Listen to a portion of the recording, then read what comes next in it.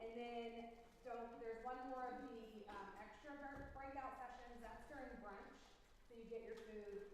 Right now it's not filled up, so we can still have it in that room.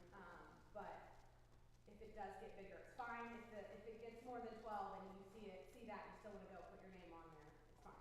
We can just have it in here. And that's during the brunch time. I think, oh yeah, a reminder for the question and answer time, we need questions for those. So we passed out 3x5 cards last night. There's plenty more back there in the box, a bunch of blank ones. So just make sure you're putting your questions in that bin. Also, if we don't have a lot of written, Charlie is going to provide a mic.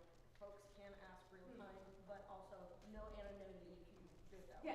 Yes, the ones you write will be totally anonymous. Just say this is for a friend.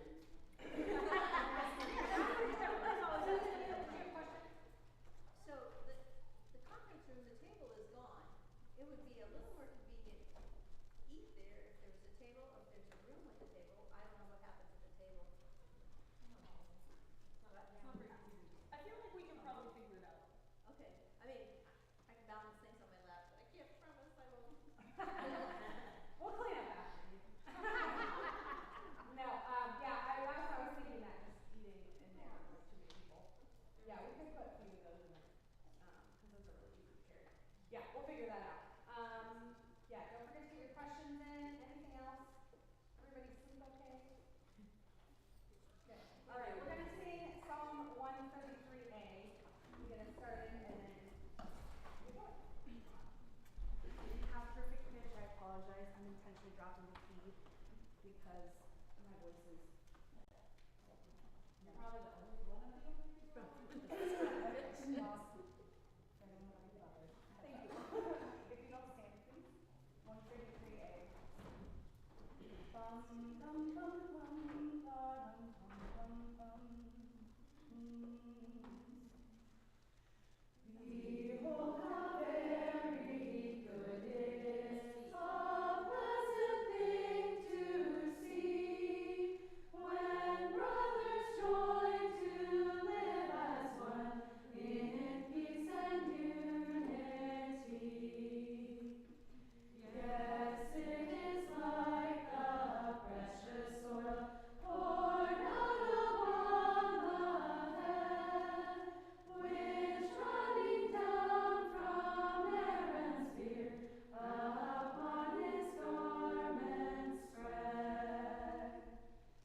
It is as though Mount Hermon's dew on Zion's hills descends, for there the Lord bestowed a gift of life that never ends. Be seated.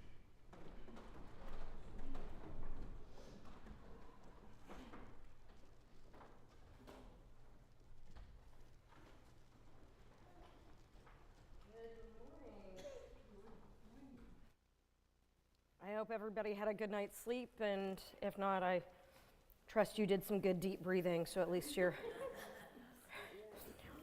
well relaxed to the extent that that is possible. So, yesterday, we set forth kind of a basic structure, and today I'd like to echo that structure, moving from relationship with self into relationship with other people. And as we do that, I want to take all of those broad principles from the first one and say those still apply, and what we do is we pull those forward. And then I'd like to set some other broad principles. And again, since I'm not primarily a theologian, I'm going to make those points. I'm going to drop some references for you guys to go look up on your own time if you'd like. But I think these are, again, points around which there will be broad agreement within a group like this. So we start with image bearers who are fallen in a sanctification process, and what are we going to see when we see those things. So we take these individuals and then we move them into what are those individuals designed for and fit for after they've cared for themselves, after they've done the basics of tending to their own person? What are they made for? And time and again, we see the answer is we are made for community. We are made for interconnectedness and relationship. And when we look at the broad spiritual substantiation for this, I have just two real simple points, and I think there are going to be head nods all around.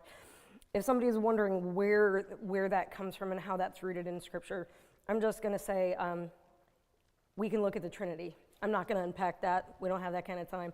Talk to your pastors if you're unclear, but we can look at the Trinity and from this glean that the Godhead itself, the God self, is itself relational in structure and nature. And going back to speech one, we as image bearers are also inherently relational in nature. And we are designed for relationship with that Trinitarian God. And then secondarily, we are designed for relationship one to another as human beings. The Old and New Testament have tons of substantiation for the interconnectedness of one man to another. I'm going to give a bunch of scripture references. Feel free to look them up on your own time. Genesis 2:18, Ecclesiastes 4:9 through 10, Proverbs 27:17, Psalm 133:1. Too fast. Psalm 133:1. From the New Testament, John 13, verses 34 and 35. Romans 12:4 and 5. 1 Corinthians 12 through 14. Hebrews 10:24 through 25.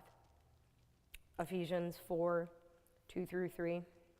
Galatians 6:2. There's more. I've got more if you want them.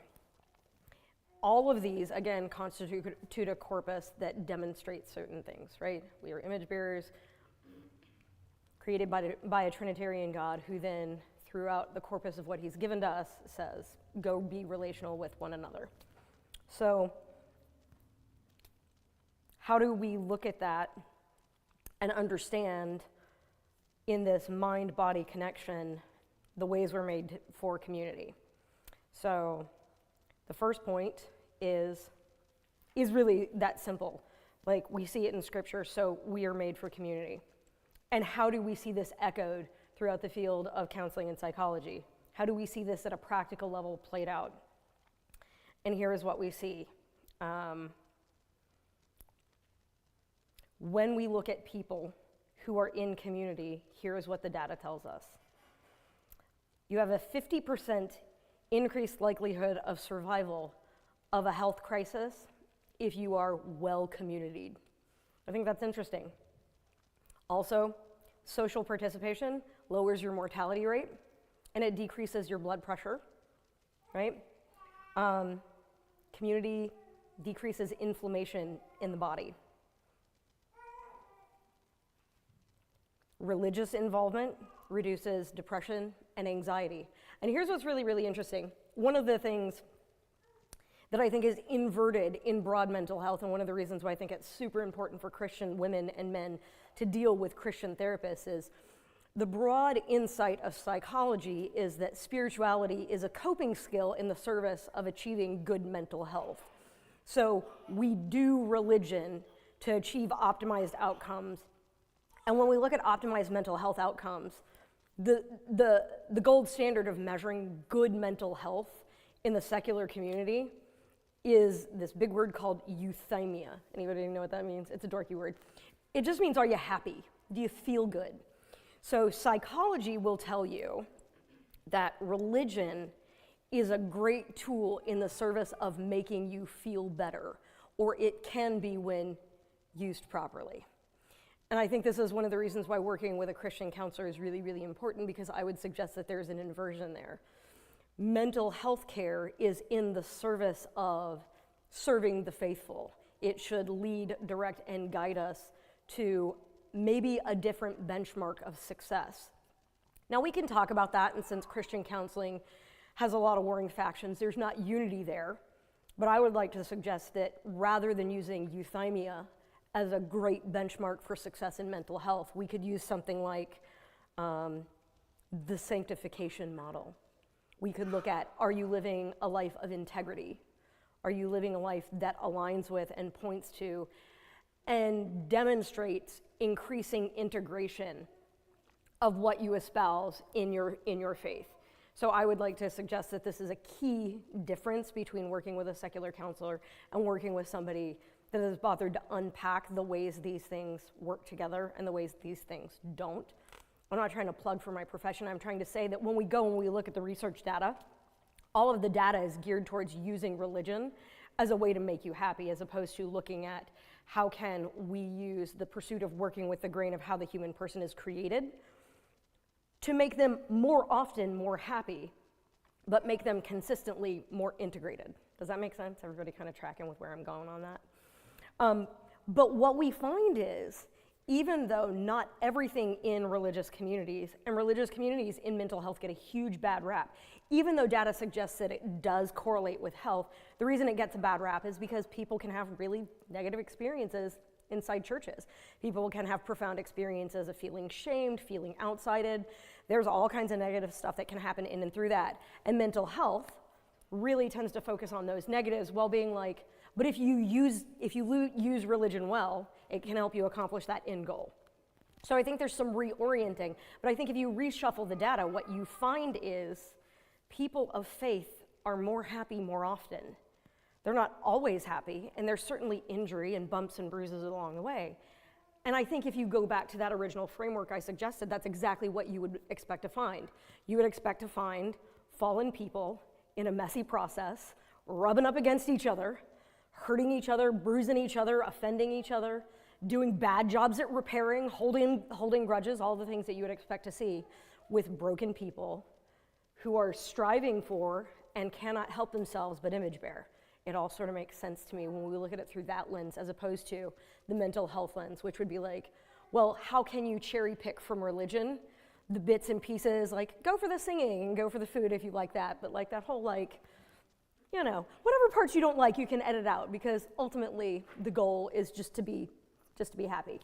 And I think if we look at it in a slightly different way, the evidence supports our worldview. We just have to shuffle the cards right. Does that make sense? So spiritual community involvement, it promotes resiliency, which I think is an interesting thing. It's not just that it makes you happier more often, it's that it makes you more capable of enduring adversity over time. And it's not a one-to-one thing. It's not like when I go to church, I'm more resilient that week. The continuity and the discipline of participation in religious community is highly correlated with increased resiliency over time. It's also highly correlated with increased life satisfaction. And what's interesting is psychology is going to focus primarily on the social networking, right? It's not what you believe. It's just like the act of having belief.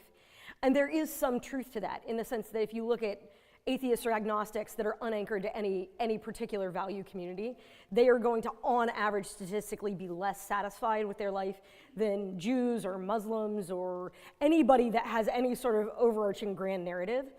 So there is a sense in which having any narrative can be better than no narrative. It gives you a way to orient how you spend your time, how you process through. So being oriented in any fashion is better than not being oriented when your benchmark is, are you happy, right? If you've got a good grand narrative, almost any grand narrative will do.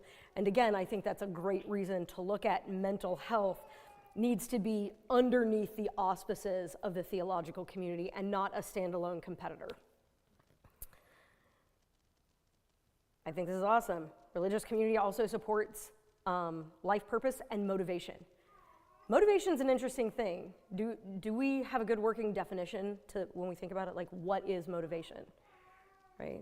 Motivation is the ability to act in the face of adversity and desired and a stated desire not to, right? It's the ability to consistently show up even when you don't want to. This is the resiliency and motivation. And participation in religious community is huge. We also look at the studies I've got more studies than I can go. creates social identity, it creates solidarity, physical health, longevity in life, economics.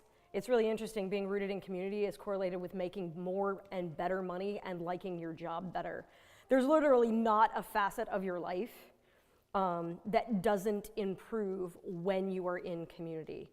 You're happier, you're healthier, you live longer, you're less isolated, you are more content, you are more resilient, you can motivate yourself and act even in absent a desire to act. And all of those things come in and through community, and that much more so in communities rooted in a faith or other grand narrative. Clearly, I have prior allegiances as to which one of those we should be picking. So the second insight I'd like to draw out here is community must, I'm not going to say should, it's a must, it's an imperative. It must be mostly in person, real time, and face to face. I'd like to talk about one negative of community, I'd like to give some negatives for not doing community live and in person. And then I'd like to give a positive associated with real time, like embodied community, the way we're showing up here today. No shade to those online. You gotta do what you gotta do. But in general, being present is always better than not being present. So, again, I'm happy to send out the research, but screen time is correlated with anxiety and depression. And I think this is really interesting because we tell ourselves that like the communities we forge through online networks, social networking sites, apps that allow us to swap visual media and amusing content and these kinds of things, they create this feeling that we're connected to other people in much the same way that we have that feeling of connection when we are real-time, real space with one another. But the data actually bears that real-time, real space has all these positives, and this other facsimile for community has all these net negatives. So what we do when we exchange one kind of community for another is what we're really doing is we're buying a counterfeit that fills the time, it distracts, and creates the impression of authentic and genuine and deep connection, but it does none of the good heavy lifting in terms of our health, of doing it real and doing it live. Social media use increases felt loneliness. We're not just anxious and sad sitting behind our TVs or our computers or our cell phones or our tablets. We're not just anxious and we're not just anxious and depressed. We feel super alone when we do this. And as if that weren't enough, the more time we spend on media of all types, in particular as women, the more we judge our own bodies harshly. Our self-image of our physical being is decreased the more time we spend on social media, online, and consuming media of all variety. I think this is interesting. When we're doing it, as we're doing it, the reported experience is that this feels fun, this feels connected, I feel like I'm engaging with people that I have history with, or people I have commonality with, or people I knew from another phase of my life, and that continuity feels really, really good. What we don't realize is as we're doing it, we are aggregating all of these net negatives. And circling back to yesterday, social media use causes sleep disturbance. The more time you spend online, the more likely you are when you lay down in bed at night to have your mind worrying about that comment that person made, or the fact that my photo of that one event looked bad, and how did I look, and was my hair bad, and my kids, and how did my kids look, and that self-reflective gaze that is so much integrated to social media, where all we're doing is we're observing self and then broadcasting, observing self and broadcasting. That creates huge disturbances in our sleep because we're anxious, we're depressed, we're lonely. There are negative physical impacts. Your physical health declines. It's correlated, screen time use is correlated with obesity. Cardiovascular health declines with the more use. Musculoskeletal decrease, right? Bone density decreases if you're just a sedentary sloth sitting there, doom scrolling, right? Again, there's more research on sleep. you are less physically active. So we see poor outcomes, but it's moderated by you're less likely to move your body. The more time you spend doing one, that tends to be time you can't spend doing the other. I like this, because one of the big arguments for screen time can be, well, it's a great way to learn. It's a great way to educate. Increased time on screens of all varieties is connected to decreased academic performance. So even the big myth that this is going to make us more informed, more capable as thinkers doesn't seem to be true when we look at people over lengths of time and in mass. It also decreases attention span such that the time we do spend focusing is less and less and less and less. And perhaps the most important, given that point one is we're designed for community, perhaps the biggest negative impact we see is online time decreases real-time, real-face, real person-to-person social development. The time you spend doing this feeling like you know how to navigate the social world is actually time you spend learning something that is a counterfeit and actually diminishes your functionality real time. I think that's interesting. So there's a zero-sum game associated with this. It's not just that it's bad, it's that it actually pulls and draws and diminishes your capacity to do the other over lengths of time. So when I say that social worlds must be face-to-face, I think it's not an opinion. I think it must be that if we are to steward our time and our community well, it needs to be face-to-face and person-to-person. If you'd like, I can send out, I've got like 40 studies on the negative impacts, and it's all like it's pervasive. There isn't a facet of lived existence that isn't negatively impacted the more time you spend online and the more different media you intake. It's just super, super clear. There's also something interesting that happens when you consume a lot of broad media that isn't social media, because some people are like, I don't mess around with those sites. I'm a nerd. I watch the news, I read scholarly articles, I'm online getting real good, hard information. So I'm informed. I'm not a doom scroller, I'm a judicious user. Which sounds great in theory, but functionally speaking, it doesn't hold up.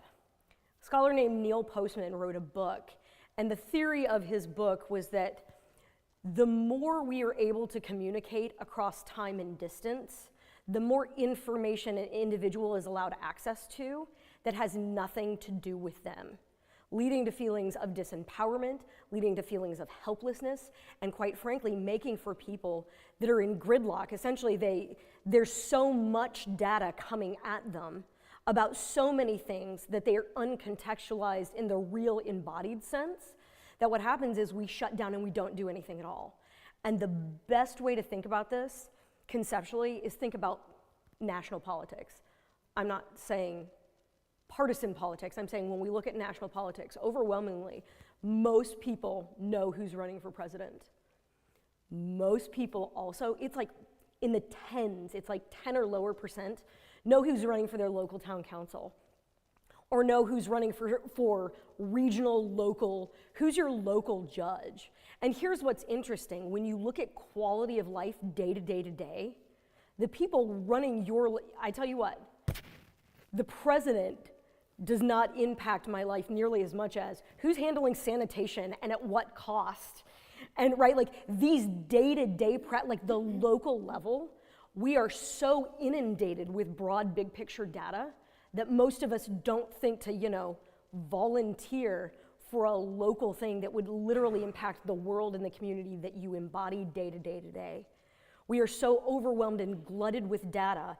And we see this on social media all the time, people that are out there reading, right? They're expressing empathy for wars that are happening in communities that we know nothing about and the injustices. And I'm not saying we shouldn't do anything about those. What I'm saying is, as a ratio, what the internet allows us to do is spend so much of our time looking over there that when we disconnect, we don't even think to show up right here. And this is a huge problem. The deterioration of the social fabric of society writ large is rooted in the information to action ratio that is so stilted towards information that pretty much nobody thinks to act in the here and now. It kind of all feels like a problem too big for me that somebody over there that's a subject matter expert is going to handle. But the reality is, our worlds, our days, our communities, our lives would be better if instead of spending time reading on news sites and listening to pundits and blogs, we spent that 45 minutes volunteering for Big Brothers Big Sisters, or volunteering to beautify a local park, or literally any other thing where we show up and make a meaningful contribution at the most granular level. So those are the negative impacts of doing community, not real time, not real space, right? And I could go on and on. I could, there are books, there are volumes of books. Easy for me to say, on just that topic. But let's talk about what's a good reason, what's a good, positive, affirmational, what's something I can get excited about? Now here's what's interesting. Some of y'all are gonna get excited about this and some of y'all aren't, because everybody's wired differently, but here's what I think is interesting. When I say this is one of the big reasons you need to show up real time, real space, doing real community, whether your reaction is like, yeah, that makes total sense, or your reaction is, that is one of my least favorite parts of social life, real time, real space. When we look at the data, even people who aren't highly motivated, these things are still good for you, even if you don't enjoy them. One of the best reasons to show up real time, real space, and do face-to-face embodied community is it allows you to touch people. I don't mean psychically. I mean when you're in line at Walmart and that person stands a little bit too close and then you fumble and you guys rub up against each other. Embodied touch is a tremendous, tremendous part of social worlds, and its absence has huge negative health consequences. It has huge negative psychic consequences, and it's something, the more we become electronically moderated, that we are horribly, horribly bad at. And we are so bad at incidental proximity that what we end up doing is there's this weird inflection point. And this is perhaps the most interesting study I read about social withdrawal related to COVID. During COVID, they found a meteoric increase in the use of hookup sites. Did you know this? During COVID, people were so starved to be proximal that they would randomly hook up with strangers because they didn't know how to get it any other way. And there was all this interesting data about why people would go there, what they got from it, but what we really found was, if you are so lonely at a certain point, you'll trade about anything to feel like you're not alone. And one of the primary ways we do this is through touch. So that incidental sense of my physical edges connecting with somebody else's physical edges, the dearth of that has genuine negative mental, physical, and in some cases, disease risk, right? How profound an insight that we are so needy to be proximal, that pack animal moment we have when we're in large gatherings, that if we can't find it, we'll sell ourselves to get it. I think that's a profound insight about the human person. I'm not saying it's right, by the way. I'm not trying to legitimize or justify. I'm trying to say it demonstrates an interesting point.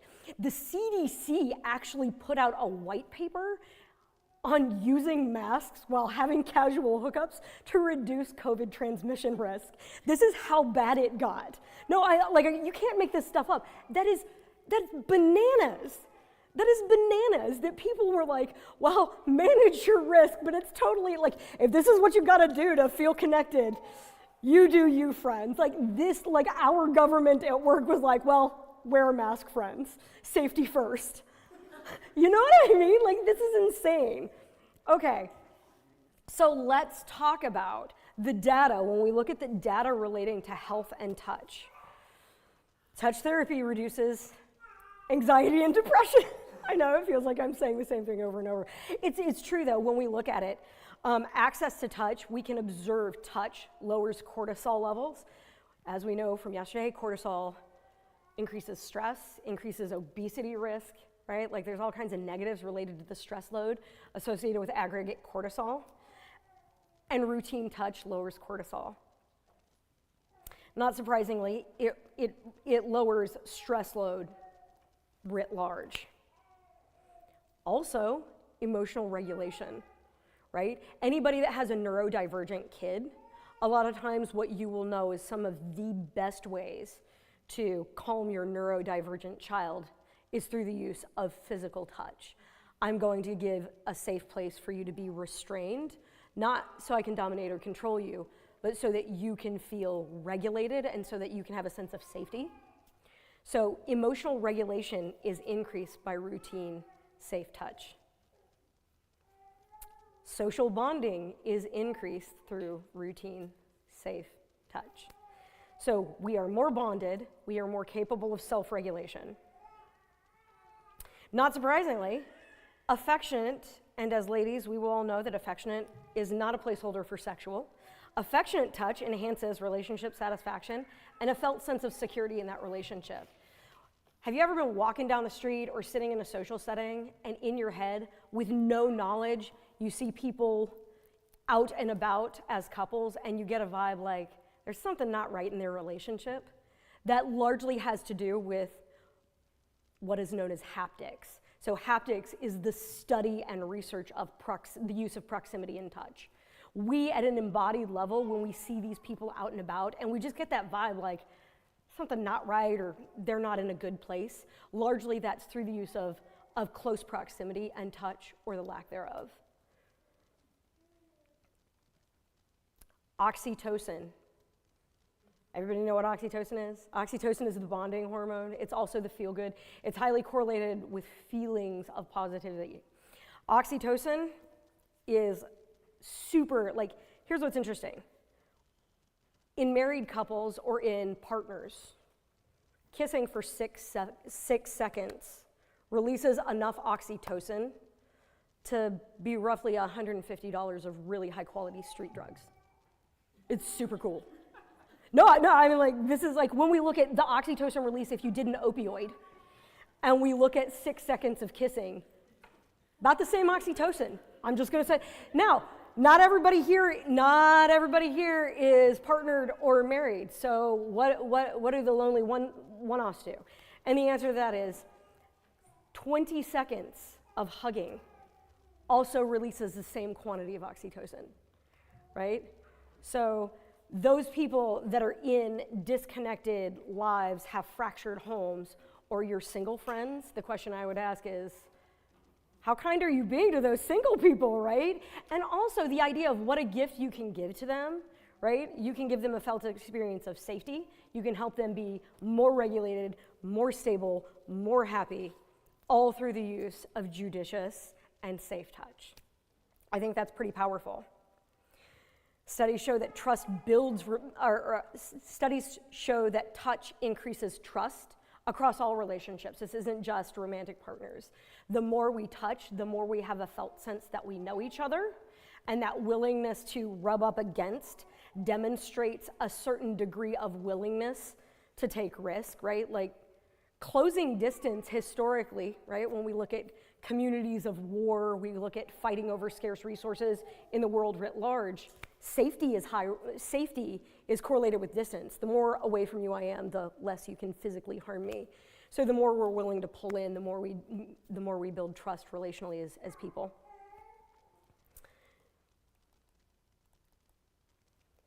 Again, I have more studies. Infant-child bonding also is almost, it's not the only thing, but one of the huge mediators of that is also touch. So cradle to grave, touch is related to physical health, it's related to mental health, and it's super related to community health.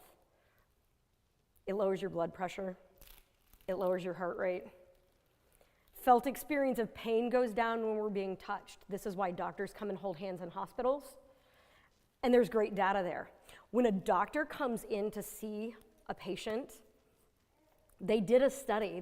This is duplicatable, and it has been duplicated. They've had doctors do it, and they've had clergy do it. When they come and visit somebody in the hospital, they had them spend the exact same time, right? They literally would enter and they had a buzzer, and so they were prompted and they were only with every patient for the exact same amount of time.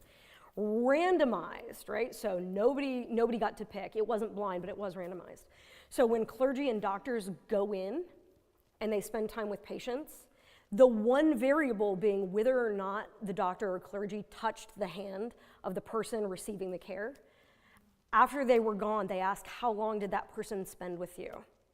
And what they found was, with that one variable, the time estimate of how much time was invested in me doubled. Doubled.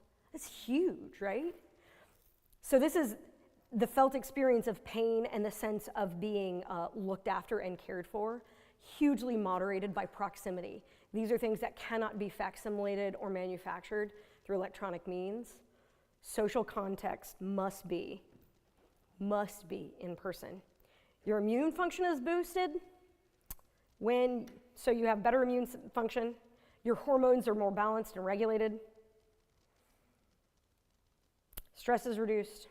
Your nervous system, if you're an infant, develops better. What we see is we are designed for community, but we're not just designed for any community. We're designed for small enough to be face-to-face, person-to-person, and real-time. Okay, so this is what we're made for, and these are reasons why it's bad to do it some other way, and these are reasons why it's good to do it. But there's a downside.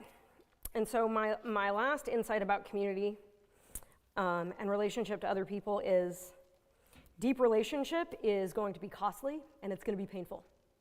It is not fun primarily.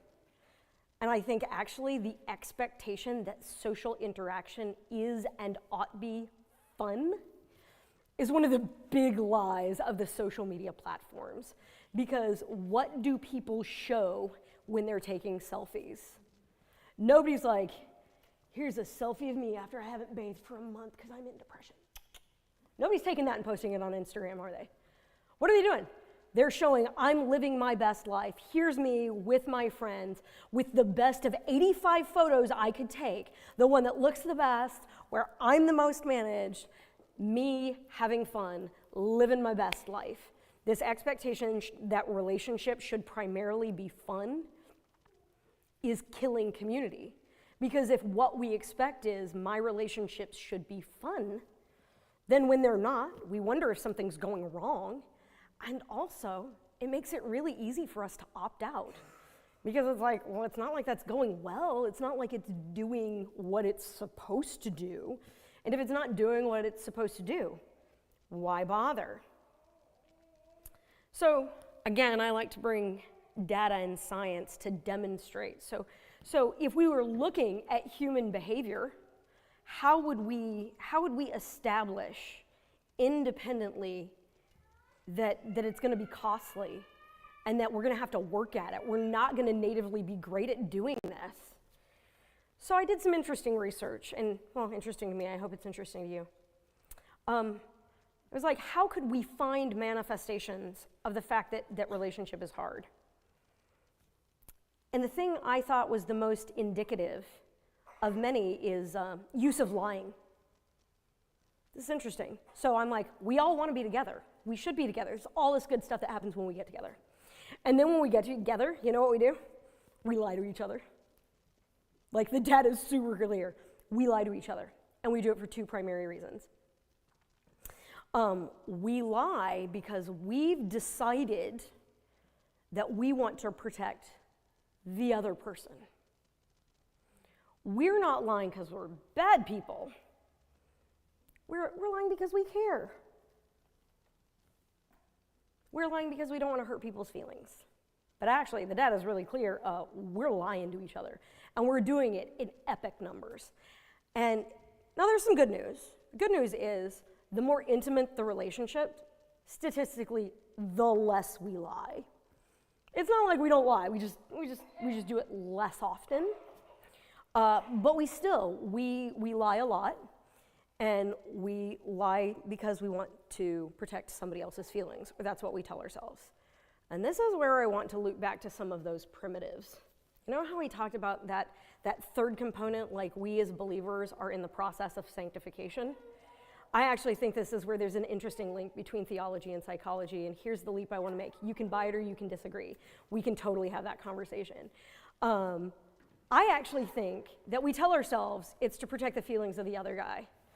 I think what really is happening is being honest with somebody else about us forces us into an accountability relationship, in particular if you're doing most of your community in contexts that are value-based, right? So we say we're lying to preserve their feelings, but when we're the bad actor, what we're really doing is we're avoiding accountability for us.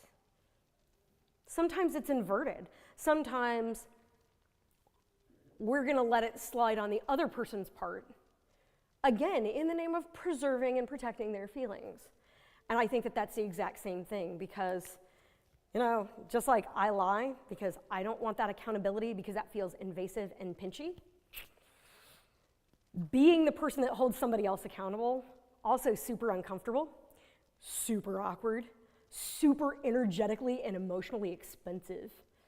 So you know what? If I can just kind of have this like little white lie over here, I don't have to do all that work to you, and I don't have to let you do all that work with me.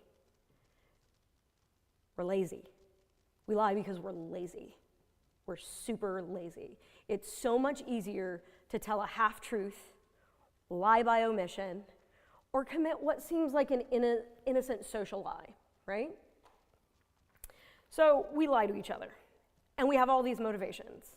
Sometimes it's because I think I'm saving you. But then we have less good motivations. Appearance management is a huge one, right? And again, we lie to ourselves to get to the appearance management lie. And here's what that looks like. Well, that person looks up to me.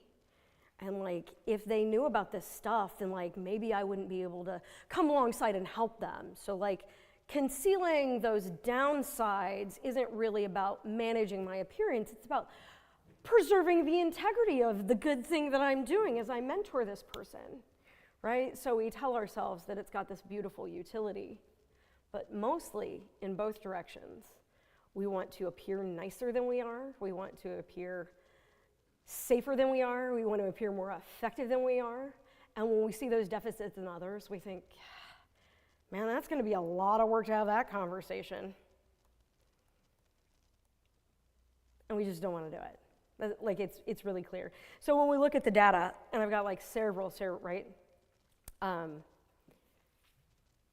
What we find is we get together and mostly we're just not really honest. We're not honest with ourselves. We're not honest with other people.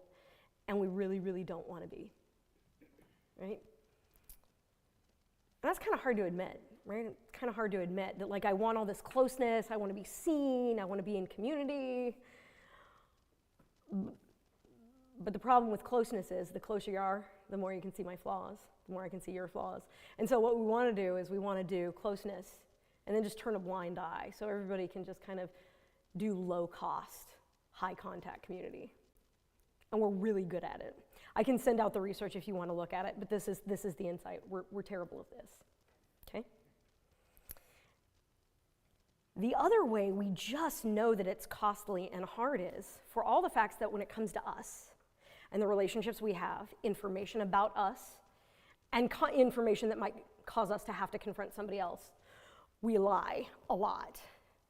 But the inversion of that is, in particular, so hear this, in particular in tight bonded community, the closer people are, the more this is true.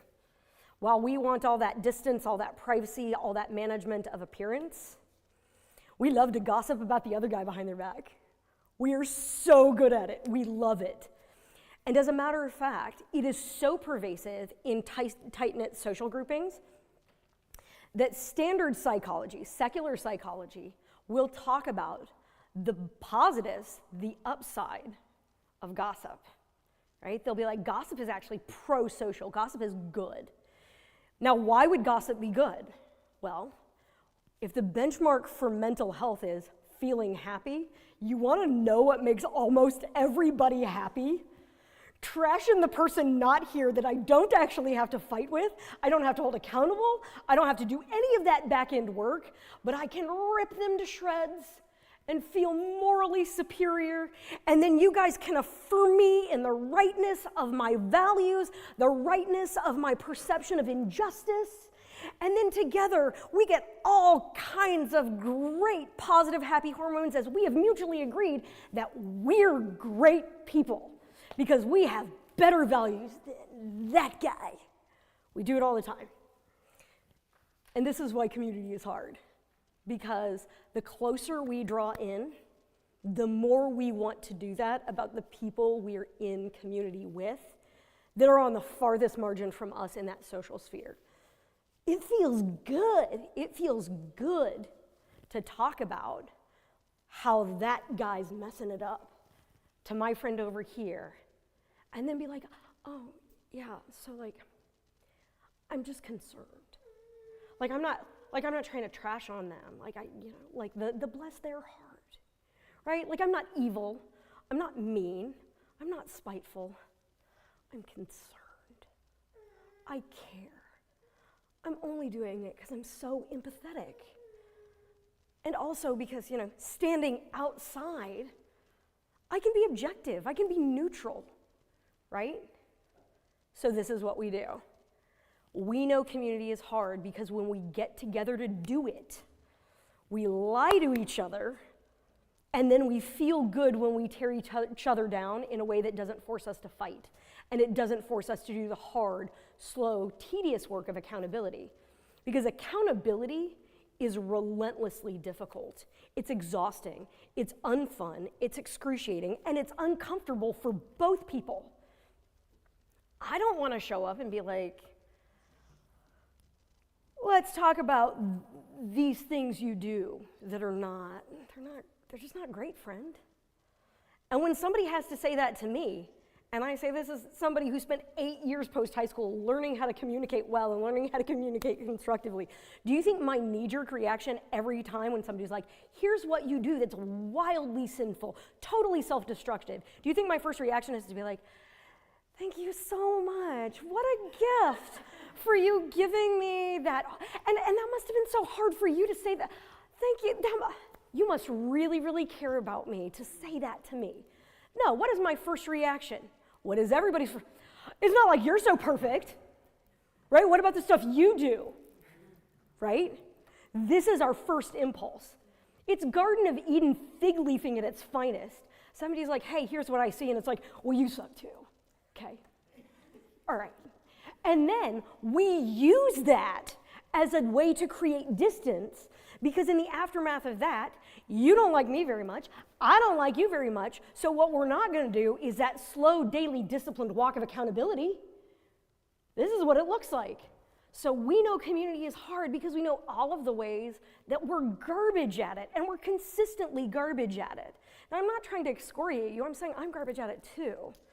But when we look at, back to those 3 base principles, right? We're image bearers, right? And we're fallen, and we're in this sanctification process. I think this is where we look at the personification, the embodiment of the sanctification process. My job is to show up and be a terrible accountability partner, not be the gossip person to you. And my job, when you come to me and are like, hey, so let me just talk about the stuff you're doing that's really hurtful, the ways you treated me that weren't okay, right? When you come to me, you're going to do it badly, and I'm going to respond badly, right? But if we know that, because we've looked at those big primitives, these broad assertions about who we are and what we're working against, we should be expecting this. We should know going in, I'm not going to do it well, and neither are you. And if we both know that, we can choose to be a little bit gracious. When somebody confronts us, we can be like, all right, I'm going to wait 2 days to respond so I don't say something horrible to your face. Or we can be honest. My first reaction is to want to push back hard and point the finger back at you. Give me a minute to regroup, right? Acknowledge that your first knee-jerk reaction is going to be terrible. And it's not like that's going to get a whole lot easier as time goes on, right? Sanctification is this work in progress, but the human condition and indwelling sin is real, right? So you might get better at these things. They might be persistent, lifelong struggles. We should do it anyway. We should do community anyway. We should get together, and we should be lousy at giving feedback and accountability and try anyway. And we should show up and be lousy at receiving critique and criticism. And we should do it anyway. Because the cost of not doing it is all those negative outcomes we see. It's kind of like when we looked at systems of government, right?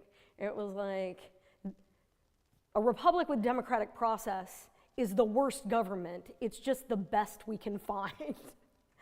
And so it's like doing sloppy, messy community isn't going to feel great, and you're not going to do it great. It's just better than doing anything else.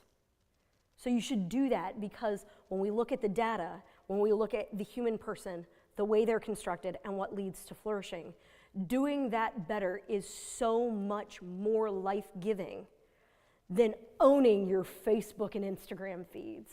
Because those are formats where you can show up and day in, day out, you can be a winner. You can own that game and you can feel good as you're doing it. But because it's counterfeit, it just happens to destroy all the other stuff, your mental health, your emotional health, your physical health, your sense of community, your sense of safety. All those things get deteriorated, but you know why we keep going back there? Because we love that cheap, easy win. We like the cheap, easy win that doesn't make me accountable, and I don't have to hold you accountable. And this allows us to feel like we're good people, and we're kind of doing okay. And I think we like that. And I think the insight I have to bring to bear is when we look at the information, you should be expecting it to be hard. You should be expecting to not like it.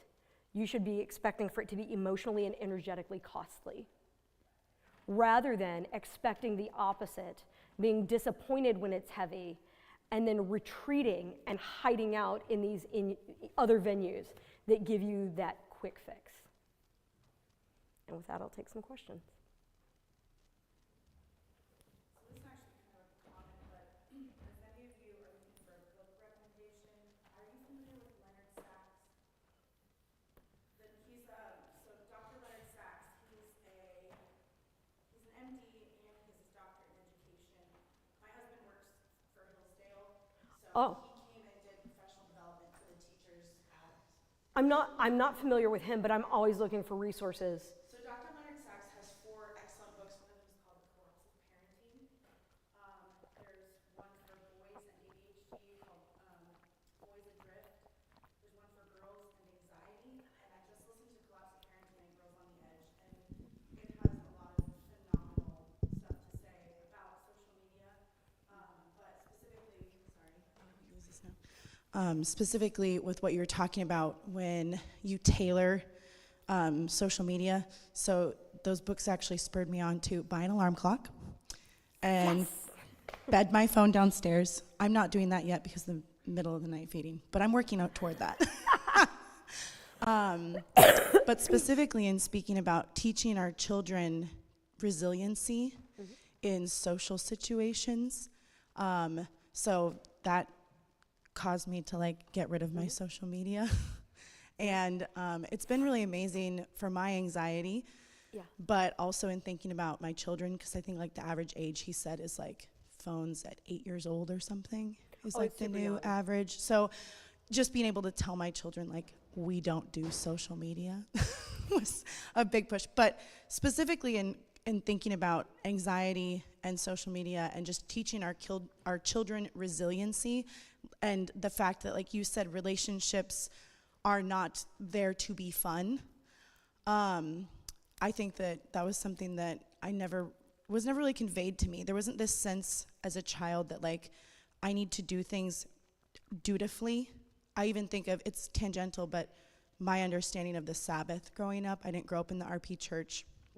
And it was just kind of well, if I don't feel like going to church, my sister in 5th grade didn't have to go to church. and now she's not walking with the Lord. And so just this sense of like, we need to do these things even when they're difficult because the Lord has called us to them. So like, I need to, honor the Sabbath. I need to be in community because that's the way that God made me to be. And I need to be vulnerable in relationships, to an extent. So anyway, the book, specifically Girls on the Edge, just talks a lot about what you're saying specifically in relationship to social media and real face-to-face like adversity that comes with relationships and the way that that can help actually abate anxiety. So I don't know if you have anything more to say specifically to that, but I Girls actually on do. the Edge So is the book. if you want to be terrified about letting your kids be on social media, read The Anxious Generation, read iGen. These are not Christian scholars, these are secular scholars. And I actually love that these are secular scholars, right? This isn't like, hey, Christians are Luddites. These are academics that have no prior allegiances, and they're coming out and they're saying, the data's super clear. Like, if you would like for your young women to develop an eating disorder and be at high risk for suicidality and depression and at high risk for early onset sexual activity, get them on social media.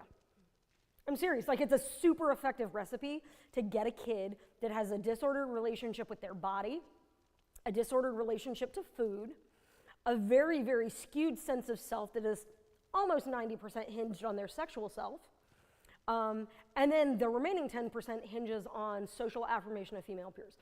Like, it's delightful. We should definitely be putting our young women in social media. And with men, young boys, social media is less. It's increasingly impactful, but it's less. But then when we look at gaming, I don't know if you know this, they have psychologists. They have like literal MDs who look at neurology, brain structures, dopamine, and other reward brain chemistry. And video games, and in particular, massive multiplayer online gaming. I'm not talking about like Mario Brothers old school where it's over in 10 minutes. Those gaming platforms literally get medical doctors so that they can optimize the ratio of dopamine reward due to wins in the face of perceived challenge. And the whole point of those games is to optimize use time. So with young men, it's not that social media makes them want to never eat again and feel shame about their body. It's that consistent, reliable, intermittent reward of dopamine can cause them to not care about literally anything else in life at all. It is so good to feel good predictably and reliably. It is so good to feel psychically victorious, reliably, consistently, in a way that demonstrates some kind of skill so it feels like I'm great at something. It's weird that we have men who feel like conquerors on a platform and can't manage to take out the garbage. I just think this is interesting. So with young men, go ahead. Give them access to gaming, give them access to other content-driven sites as opposed to social-driven sites, and you won't have depression and anxiety. What you'll have is raging apathy. Just raging apathy. So yeah, please educate yourself. Some of the books that I recommended on the book list address these things, but yeah, the outcomes are terrible. And there's great research to substantiate that. So the more off-grid your kids are, the better. Any other questions? Hold on, wait for the mic. Apparently the folks online can't hear. Oh, sure.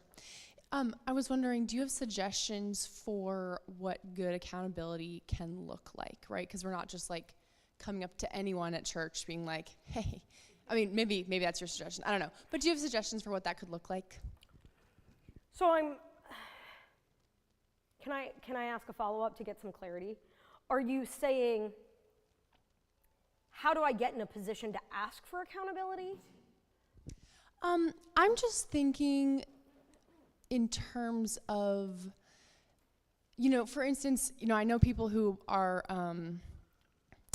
lonely, struggling to connect socially, right? And I hear that they're doing a lot of these, I do these things too, right? We just struggle to do the right things, right? Sure. And so then sometimes our answer is like, well, just go to this group or just go to church or whatever. And people do that, and they go, and they're there, and they don't connect with people. They go home, and they're like, well, that didn't work. So I'm wondering if you just have suggestions for how, maybe this is just a really big question, but, how we can encourage people, like, well, go to your church, and here's how you can build relationships that actually have accountability that will help you. And maybe you'll be accountable, help other people also be accountable. I want to make sure I understand what you're saying. You're saying, I have people in my life who some of the stuff you're talking about, it feels like, that's what I'm seeing with them. Mm-hmm. So you're like, so at a practical level, what do I do, right? Like, how do I help these people, right? How do I? Yeah, sure. And so, sometimes I'm interacting with people who aren't in my church community, right? So I'm trying to help them also. Okay. Envision how they can be a part of their communities, right? Okay, yeah. Okay, so I would say, let's go back to what I said in the speech, which is, right, accountability is costly. So if you've got somebody that's always saying, yeah, I want to go to church, I want to show up, and they keep not showing up, then you, rather than being like, go find somebody else, like, and if you knew more people, you could find it. You do it. If they're talking to you, you show up and be like, okay, all right, so I'm going to come pick you up. Right? I don't want you to have to do that. No, I don't have to do it. But you're not going to come if I don't. So, am I picking you up before Sunday school or before the main service? Right? So, figure out one shift they could make that would be meaningful. And be the person that comes alongside them to help them accomplish that one thing. Right? So you don't have to solve the whole puzzle, indeed no one person, right? Like that's the inside, like we're not gonna solve it. But what we can do is we can be resources to another. So it's like if you see somebody that's socially disconnected and you say, well, but there's this and there's this and there's this. Telling them that isn't accountability. Saying, I'll go with you. Or when you go, call me as soon as you get out. And I'll come over and we'll talk about it, right? You be the apparatus that creates change in that one place. And start with one, right? I think that might be another insight in terms of the come alongside. What happens is we look and like, disorder begets more disorder, right? So you see somebody that's not connected well socially and other facets of their life aren't doing so great either, and it can become so overwhelming, and it's like, well, so what do I do? And it's like, slice it thin enough to where you can get them to a yes, and then come alongside them to get them consistent in one yes. And once you've got one yes consistently going, then that no longer needs to be what we're doing this accountability thing about, and we can add one more thing. And this is how we grow together. I think a lot of times we get tripped up because we want to do the Dr. Phil total makeover style healing for our brokenness, but that's not how it's going to be. It's going to be like, oh, well, last year you were in church once every 6 weeks, and through me painstakingly calling and texting and emailing and driving, you came double that amount the next year, right? It's painful. It's slow. Start small. Stay focused. And rather than saying, oh, yeah, you need this, be it. You do it, right? Don't look to somebody else to do it. What can you stand firm for that other person, right? What can you at a practical level be a support for? And then do that, right? I wanted to comment, like if the person's actually there praying together and being part of a prayer meeting and actually asking to be prayed for your needs. Oh, I'm sorry. Forgot the people online. Go to prayer meetings and actually ask to be prayed for your needs, because that encourages other people that you have problems in your life and that you need help, and vulnerability encourages vulnerability, and then we all know that we have problems, and that does develop the closeness and builds relationship. I think that's a good insight, being prayed for, praying for. And another thing, along with that, you talked about like you're being transparent and you're being vulnerable. Another way that you can come alongside is by joining with, right? Somebody comes to you and says, I'm really struggling with X, Y, Z. And we often think, well, that's not my struggle. I don't know what they need. And this is an area where I think we get like myopic about it, right? Our vision is too small. Because their struggle doesn't have to be your struggle for you to struggle with them, right? I work with tons and tons of people that have anxiety. Now, I got 1,000,001 issues, but anxiety has just never been, like, it's just not my flavor of disordered thinking. I have others.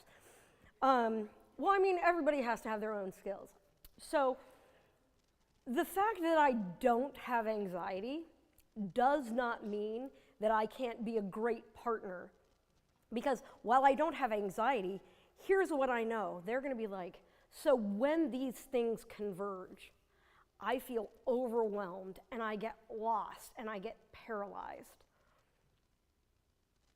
Okay, well, when other things converge, I come to a place where I feel paralyzed. I come to a place where my thinking isn't clear. I come to a place where I feel helpless. Not because I'm anxious, but because like I take a different route, but I come to the same destination of like, this is messed up and I don't know how to fix it. So just because you're anxious and I'm a blabbermouth doesn't mean that we can't help each other out.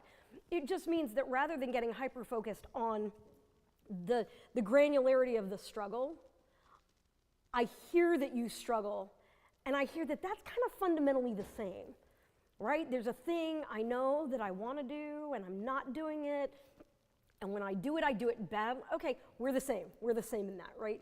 So join them not on the weak, join them on the universality that we all have the place of weakness, right? And that can allow you to be a much deeper support, even to people that have problems that you're like, yeah, that I don't know why that's a struggle for you, like at all. Is that helpful? Any other? Got another one? I was just going to say something that I found has been great since having 4 kids under the age of 6, is that if I create a relationship with somebody in where I'm in their debt and I need their help, I found that it is a much bigger encouragement for them to come than me just like begging for them to come to church. If I say, hey, my husband's preaching tonight and I'd love for you to hear him. Also, I have all 4 kids in the pew. Will you please come and help me like wrangle my preschooler? They feel needed and wanted. And I don't know, I found that it's more likely they're gonna come because at that point they've agreed to something. And I don't want it to sound like I'm like manipulating the situation, but we know that we love them and that we want them to be there. And I will also be helped. And also, you should be under the preaching of God's word because it's the Sabbath. And this would be like mutually beneficial in all ways. But if I can create that indebtedness by having like a practical need met or like asking for them to pray for me or whatever, I've just found that it really cements that kind of, it can cement depth, a certain level of depth quickly in the relationship. I don't know if anyone else has felt that or experienced that. No, there's actually really good research that supports that. Like if you want to, if you're new to a community and you want to build bonds, the fastest way to build bonds if you're new and moved into a new house is to go to your neighbors and ask them, can I have a couple of cups of flour? I'm running low. When we ask somebody to help fill a need, most people are more comfortable giving than they are receiving.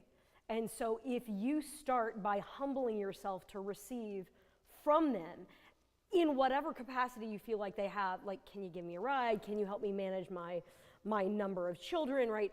If you create this like, hey, you've got something to offer me, that pulls people into a sense that they are needed in the social fabric. And the insight, I love how you were like, I'm not trying to be manipulative. The insight is they are actually substantively needed in the social fabric. You're not lying. They are necessary. They are integral. And the fabric is enriched the more people are woven into it.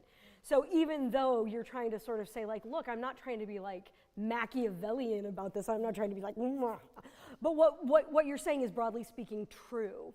The best thing you can do for me is show up, right? And if you're humble enough to ask, like, hey, can you show up for me because I have needs? Then this creates a great opportunity where you get to pull them in yet again by being like, thanks so much for doing that. Let me pay you back. And now we're in this reciprocal weaving of sorts. So it's a great way. But I also think, like, let's be honest, I think that requires a certain humility. Anybody here love being like, I have needs? Because I know I hate that. I'm like, oh, no, I got this. Everybody wants to have the I got this. But if you humble yourself and say, hey, I have a need. And I'll tell you something, this is true even when you are better resourced than somebody, right? There can be a reluctance if you have a lot of resources to ask people who have less money than you, ask people who have less time than you, ask people who have less education than you. It can require a tremendous degree of humility to go and acknowledge, like, you have something to give me that I can't give to myself. So there's a humility in starting that process, but once we humble ourselves, it can, if stewarded well, that can lead to pulling and weaving people in ways that are life-giving for both of us. That's true. Probably one more question and then we'll have to. I was just, can you either summarize or define what gossip is better? Sometimes I just feel like it's this whole big gray. Okay. How do you discern that? Okay, so the question was how can we get a working definition of gossip? And the answer is I actually have a really good working definition. So I'm going to give a bracket and then I'm going to give the definition. So the caveat to gossip is this. Am I discussing this matter with the person in front of me because I, as a member of this community, am stuck in how I do this relationship? Do I have skin in the game and I need resources, perspective, healing, growth, something to help me understand how to navigate this better real time? Put simply, am I seeking godly counsel? Am I seeking wise counsel to help me navigate something more effectively? So if you go to your session and you say, hey, I overheard this in the bathroom, that's not gossip. You're like, I don't know what to do with this. Okay, so that is seeking wisdom. And scripture is really clear about there's wisdom in seeking a multitude of counselors. So ask yourself before you talk about it, is this an issue where I, as a participant of a back and forth relational dyad, where I need assistance navigating that well or effectively? Now, if you are seeking wisdom in that, that is not gossip. Now, bracketing talking about a person behind their back for that reason, and I would say discernment's part of that, right? Like, don't seek wisdom about how to parent from the stocking clerk at CVS, right? Discernment's key here. So am I seeking wise counsel about how to navigate from a person that I can reasonably expect can give me resource? That is not gossip. Now, here is what gossip looks like. I am person A, and you are person B. I got a problem with you. If I am talking to anybody but you, that's gossip. So we talk about this, and in families, this is a huge part of the family systems work I do. So we've got A to B, so all relationships should be A to B relationships. If my relationship involves C, that's gossip. If I go to you and I'm like, well, let me tell you what she's doing that I don't like. Unless I see her doing a thing and I go, I am ill-equipped, but I know she's equipped. She's handled something. Okay, can you help equip me? But at that point in time, the thrust of our dialogue isn't she's doing a bad thing. It's how do I resource to come alongside, right? The thrust of the dialogue is a whole different thing. But if it is not A to B, and it is not to resource you for your end of this stuff, that's gossip. Don't make a triangle. Everything's a straight line. And by the way, not just in churches, Do it in your adult families. Do this with your brothers and your sisters and your moms and your dads. It is so refreshing. The mental vacation you get to take when your brother calls you up and is like, do you know what mom did? And you go, no, and I don't want to hear either. If it's about mom, talk to mom. Or, you know what? Let's three-way and we can pull her on. Oh, you don't want a three-way? Okay, peace out. I'm done. If it's about her, I am not the one that can fix that. It's an A to B. I don't do C. All C action is gossip. Is that helpful? Sometimes the question I ask myself, like, because you can get distracted when you're talking to somebody and sometimes get pulled into gossiping, even when the intention is good. And I'll think, like, is this productive? Like what I'm saying right now, is this productive? I think that's a helpful, just a question to ask, like in the midst of a conversation. I had a school marm who would, when she would hear kids, right, she was this big imposing woman, and she would say, is it true? Is it kind? Is it necessary? If it ain't one of those three things, you probably should just shut it down. Also, I want to normalize that you're right. Sometimes you start with one and veer into the other. So it's not foul play to ask your conversational partners to hold you accountable. Sometimes it's really easy for me to slip into the sin of gossip. If you feel like I'm sharing more than I need to, feel free to stop me or point out that you feel like maybe this is better, like maybe I should talk to this session or something, right? Like, so we can mutually hold each other accountable, right? And the other thing is normalize repenting for it. I'm really sorry. And I'll tell you what, you want to know what will really, really make you stop talking about people? When you have to go to them and be like, hey, so I'm like really sorry, but the other day I was sitting at fellowship meal. And like it started out like kind of, I mean, we were, you know, we were really concerned about it, but then I just started talking smack, right? Going and repenting, really humbling. And if you force yourself to do that, you'll find that you're pretty motivated to do less of that. And also, you know, when people say that to you, you realize, yeah, it doesn't feel good when people do that to me. So I would like to normalize repentance for gossip and accountability for gossip, right? If I'm gonna air dirty laundry, it should be mine. All right, more questions, put them on the question 3x5 cards. Thanks, guys. Thank you, Creation. Right now, it's just supposed to be an individual reflection time, so if you haven't done your devotions yet today, or if you want to do some of the things we talked about yesterday, some breathing, go for a walk, get some movement in, because we're going to sit a lot today. Great time to do it. We'll let you know where the breakout sessions will be throughout the day, so the other small one is during brunch.